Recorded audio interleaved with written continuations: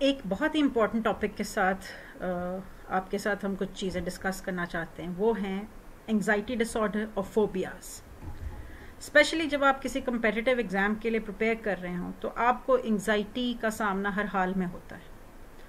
एक एंग्जाइटी ये है कि आपके पास टाइम कम है, एक एंग्जाइटी आपके पास ये है कि क्या आप इतना कोर्स कवर कर सकेंगे, इतना आप जो पढ़ाई कर रहे हैं उसको रिटेन कर सकेंगे, क्या आप अच्छा परफॉर्म कर सकेंगे एग्ज़ाम में।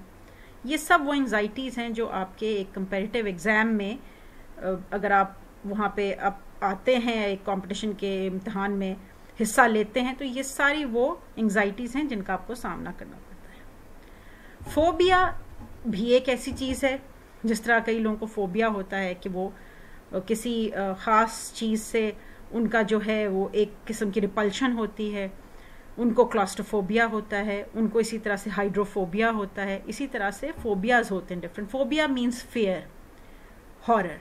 तो जो हमारी मेंटल हेल्थ है, जो हमारी साइकोलॉजिकल हेल्थ है, उसके लिए बहुत इंपॉर्टेंट है कि फोबियाज को जो है वो ट्रीट किया जाए, एंग्जाइटी को ट्रीट किया जाए। अब एंग्जाइटी को ट्रीट करने के लिए बहुत डिफरेंट किस्म की आपके पास मोड्स हैं, जिसके अंदर आप मेडिटेशन कर सकते हैं।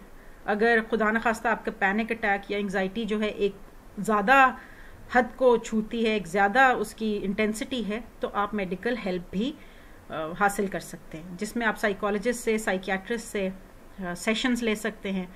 उनसे आप अपनी जो पैनिक है उसको डिस्कस करके उसकी रेलेवेंट मेडिसिन से आप अपनी इस पैनिक को कंट्रोल कर सकते हैं।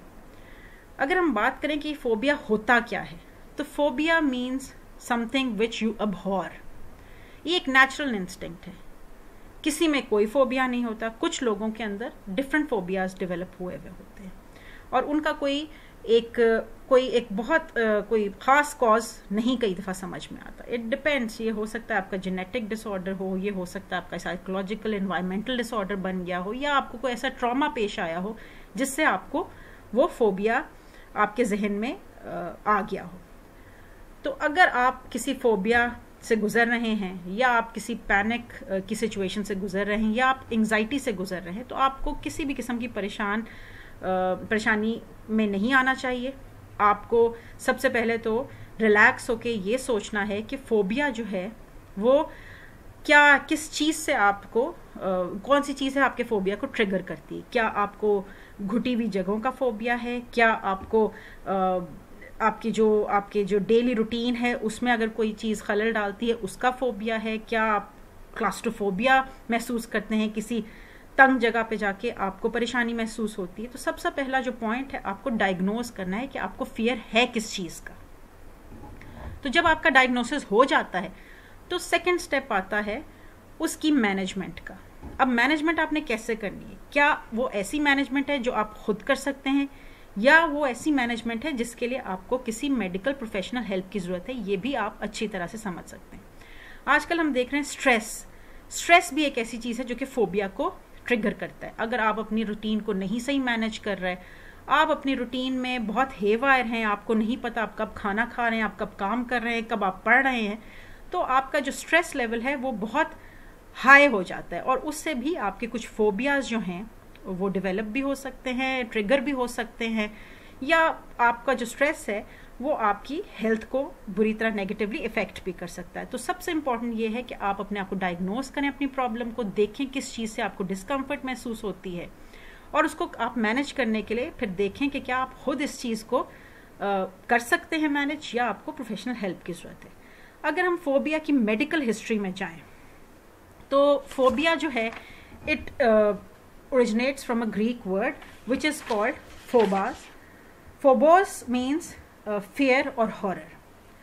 अब अगर हम देखें तो अमेरिकन स्टडी के मुताबिक तकरीबन वर्ल्ड ओवर 40 से 50% लोग जो हैं किसी ना किसी फोबिया का शिकार हैं, और वो फोबिया एनिमल रिलेटेड भी हो सकता है, वो नेचुरल एनवायरनमेंट, हाइट्स, वाटर, या किसी माउंटेनियस रीजन, या ब्लड इंजरी, किसी मेडिकल इशू का फोबिया आपको हो सकता है। फिर फ्लाइंग, राइडिंग, उसके बाद लाउड नॉइजेस, चोकिंग, डिफरेंट किस्म की जो सिचुएशंस हैं उनसे आपको फोबिया हो सकता है। अब जो फोबिया है वो अगर आपको समझ आ गई किस चीज़ से है, तो आपने उसको कैसे मैनेज करना है, उसके लिए जो है आपको एक प्रॉपर प्लान बनाना पड़ेगा। प्रोफेशनल हेल्प है तो प्रोफेशनल हेल्प के साथ मिलकर आपको प्लान बनाना पड़ेगा। रिलैक्सेशन, एक्सरसाइजेस सबसे इंपॉर्टेंट चीज़ है। आपको अपनी डाइट कंट्रोल करनी है, आपको अपना एक पूरा चार्ट बनाना है, आपको अपना एक टाइम टेबल बनाना है, जिस हद तक भी आप बना सकते हैं। इन्वायरमेंटल आपके जो फैक्टर्स हैं जो आपको स्ट्रेस देते हैं, जो आपके फोबियाज जो हैं उनको ट्रिगर करते हैं, आपने उनको मैनेज करना है, बल्कि उनको अपनी ज़िंदगी से जिस हद तक भी हो निकालना है। तो ये हम एक इम्पॉर्टेंट आपके लिए टिप लेके आए हैं कि अगर आप एग्ज़ाम की तैयारी कर रहे हैं, आप किसी भी किस्म के कंपटीशन में किसी जॉब के लिए अप्लाई कर रहे हैं, सबसे पहली बात है आप अपने स्ट्रेस को मैनेज करें। दूसरा ये कि आप डिसहार्टन ना हो। अगर आप एक दफ़ा ट्राई करते हैं और आप कामयाब नहीं होते तो आपको वो फोबिया बनाने की ज़रूरत नहीं है, आपको डिसअपॉइंट होने की ज़रूरत नहीं, because try and try again is something which we should always think about. अगर हमने एक चीज़ ट्राई की, ज़रूरी नहीं कि अगली दफ़ा भी हमें नाकामी होगी। आपने अपनी स्ट्रैटेजी को बदलना है, आपने सोचना है अपने बारे में, आपने अपने आप के लिए एक अच्छा माहौल पैदा करना है, बिकॉज यू आर इम्पोर्टेंट। हम ये नहीं चाहेंगे कि हम कोई चीज़ अचीव करने के लिए अपनी हर चीज़ कुर्बान कर दें, अपनी सेहत, अपनी जहन, अपनी फैमिली लाइफ, हर चीज़। आपको इसके लिए एक प्रॉपर प्लान, एक प्रॉपर मोटिवेशन के साथ चलना है। आप मोटिवेशनल वीडियोस देखें, आप अपने लिए अच्छी डाइट का जो है वो अपनी रखें, आप विटामिन्स खाएं, आप वॉक करें, एक्सरसाइज करें, मेडिटेशन करें, और आप अपने स्ट्रेस और फोबियाज़ को कंट्रोल करने के लिए अगर आपको लगता है ज़रूरी है तो आप प्रोफेशनल हेल्प भी दें, जिसमें कोई गलत बात नहीं है। सो आई होप आप हमारी इस छोटी सी मोटिवेशनल टॉक से कुछ आपको समझ आएगा कि आपने किस तरीके से अपनी, अगर कोई एंग्जाइटी है, पैनिक अटैक्स हैं, उनको कैसे मैनेज करना है। Thank you.